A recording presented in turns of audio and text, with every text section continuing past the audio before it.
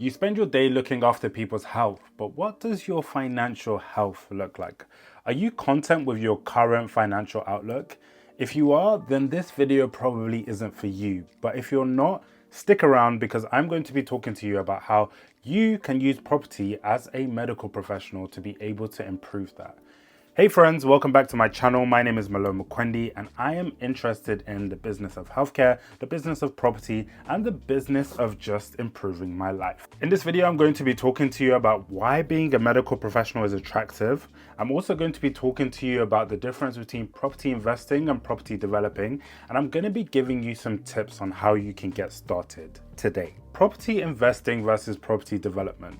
Property investing is something that a lot of people talk about, but a lot of people don't actually know what they want to do within property. And just like healthcare, there is so many different things that you can do. There is rent to rents, there is HMOs, there is serviced accommodation, there is lease option agreements, there is buy to lets. There is a whole plethora of different strategies that you can employ to become a successful property investor. I think it's important to define terms, and if you go on Google, you can find a lot of different meanings for different terms. But for me, I think I like to look at property investing as almost like a bank, as a way that you can put your money into something and you kind of sit back and wait for it to grow. Whereas property developing is you put your money into something, you are doing something to increase the value, to stretch your money to make it work further. So the difference between the two in actual strategies could be, some people look at property development as the BRRR method, which is buy, refurbish, rent, refinance, or some people look at property investing as a simple buy to let method. So if we look at property investing is something which I've come across many different doctors, healthcare professionals doing in the form of buy-to-lets, simply because of how much time it requires. Now, I want you to get out of your mind. A lot of people might look at this video and go, I am trying to make passive income. And if you are sitting there trying to make passive income, then again, this video isn't for you, because I don't think there is anything like passive income when it comes to property. Everything is very much active. It just is a scale of how active do you want to be.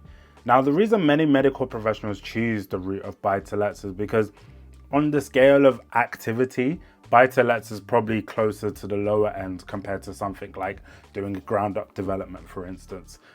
So when you look at buy-to-lets, what this is where you find a house which is already done, it already looks nice, probably a developer has refurbished the house that you buy, you put your deposit down, your 25%, you go through conveyancing, through legals, and essentially you rent it out on the day you get it. So there is no work for you to do to add any value. And if you do your figures correctly, you'll be making a profit just simply off the difference between the amount that you're paying for your mortgage, for your insurance, for every other expense on the house versus the amount that you're getting for rent. And the reason why this can seem passive is because once you put someone to live in that house, the only thing you're doing is responding to any problems that the tenant may have. However, of course, that is not passive, because if the tenant has problems every single month, then you have to be doing something about that. For many medical professionals, they like to take this route because it's almost like they don't have to think about it, and they know that if something happens, they can just give someone a quick call and they'll be able to deal with it. Unfortunately, in this current macroeconomic situation that we're in, interest rates are pretty high at the moment in the grand scheme of things. And for many people in the buy-to-let space, the figures are not stacking up, because you're finding that the cost of your mortgage is so high that the cost of your rent doesn't actually balance out. And maybe you'll be only making about £100 a month. And if something like a boiler breaks down, then you're already into the negative. Property development is where you see your before and after transformations on your social media platforms. This is essentially where you buy a run-down house. Like, I am talking the worst house on the street. The house that you go into and you're like, damn, like, how are people living here? Or the house that simply somebody lived there for 40 years and they never ever felt the need to upgrade the house because they were very happy living in that house. And what people do is they go in there and add value to this property. So there's many different ways that you can add value. One of the ways that you can add value, for instance, if the property is very old, is just by doing a refurbishment. that should be enough to add value to a house sometimes. Or the other ways that you can add value is by creating an extra room in the house. So if you're buying a 1-bedroom flat, converting that into a 2-bedroom flat, or if you're buying a 2-bedroom flat, converting that into a 3-bedroom flat. And those ways will help you to increase the value of the house.